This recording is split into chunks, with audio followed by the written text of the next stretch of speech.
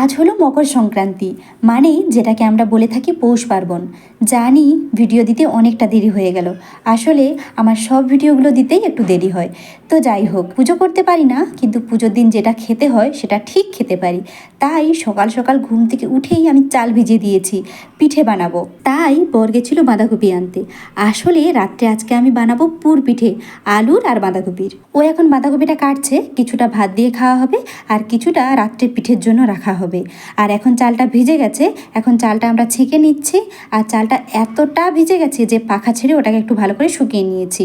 আর কাঁচা মটরগুলো না শুকিয়ে যাচ্ছিল, তাই ভাজা করে নিয়েছি। কিন্তু কোনোটাই ঠিক মতো ভাজা করতে পারি না, না কাঁচা মটর না তিল, কখনো কোনোটাই আমরা ঠিক মতো করে ভাজা করতে পারি না। তো যাই হোক, খেতে খেতে দেখো আবারও উঠে গেল।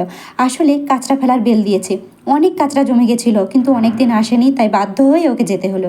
এখন দুজনে মিলে চাল কুটে নিচ্ছি। আসলে ওর ডিউটি রয়েছে, ও আমাকে একটু হেল্প করে দিয়ে ও ডিউটিতে যাবে, তাই চালটা দুজনে মিলে কুটে নিয়েছি। কতটা গুঁড়ি হয়েছে দেখো, ও আমাকে বলছে এটাতে হয়ে যাবে তো, কিন্তু আমার কি মনে হচ্ছিল জানো তো, যে এই চালুনিটা কিনে এনেছি সেটা না একটু মোটা, তবু আমার মনে হলো হয়তো হয়ে যাবে। তো যাই হোক, ও এখন ডিউটিতে যাচ্ছে, তাই ওকে আমি একটু রেডি করে দিলাম। তারপরে আমি স্নান করে নিয়েছি আর চুলে শ্যাম্পু করেছি। আজকে যেহেতু পুজো, তাই আজকে আমি সিঁদুর পরছি। সত্যি সিঁদুর পরলে মুখটা চেঞ্জ হয়ে যায়, সাথে লাইফটা পুরোই চেঞ্জ হয়ে যায়। তো যাই হোক, আমি না দুপুরে আলুটা সেদ্ধ করে নিয়েছিলাম, এখন আলুটা আমি একটু গ্রেট করে নিচ্ছি, যাতে পিঠেগুলো খুব সুন্দর হয়। আর আলুর সাথে দিচ্ছি লঙ্কা তেল ভাজা আর জিরে ভেজে গুঁড়ো করে নিয়েছি আর ধনেপাতা। তারপর আলুটা খুব ভালো করে মাখিয়ে নিয়েছি। যখন মায়ের বাড়িতে থাকতাম তখন মায়ের সঙ্গে ফোনে সিনেমা দেখতে দেখতে পিঠে বানাতাম। আর যেই পিঠেগুলো প্রথম উঠতো, একটাও পিঠে থাকতো না, সবাই মিলে গরম গরম সব খেয়ে নিতাম। তো যাই হোক, এখন আমি অল্প করে মুড়ি খেয়ে নিচ্ছি। আসলে আমি একাই পিঠে বানাবো, পিঠে করতে করতে অনেক দেরি হয়ে যাবে। তারপর আমি জল ধরছিলাম, হঠাৎ দরজাতে আওয়াজ পেলাম।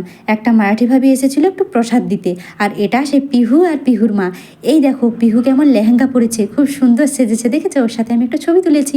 আর দেখো, আমার এদিকে কিন্তু পুরপিঠে হয়নি, আসলে গুঁড়িগুলো এত মোটা মোটা হয়ে গেছে যে পুরপিঠে হয়নি। আমি তারপর মাকে জিজ্ঞাসা করে এই পিঠেগুলো বানিয়েছি। প্রথমে না শাশুড়ি মাকে ফোন করেছিলাম আসলে কিভাবে বানাবো, কিন্তু অনেক রাত হয়ে গেছিলো, তাই শাশুড়ি মা ঘুমিয়ে গেছে আর ফোন তুলেনি। তারপর আমি আমার মাকে জিজ্ঞাসা করেছি যে কিভাবে বানাবো। এই পিঠেটাকে আমরা বলে থাকি এসকা পিঠে, তোমরা মনে হয় বলো সাঁঝের পিঠে কিংবা সাঁচের পিঠে, আমার ঠিক মতো জানা নেই। তো যাই হোক, কি হয়েছে দেখো, ভালো করে তো হয়নি, ফোলেনি, কিন্তু বরের ভালো লেগেছে।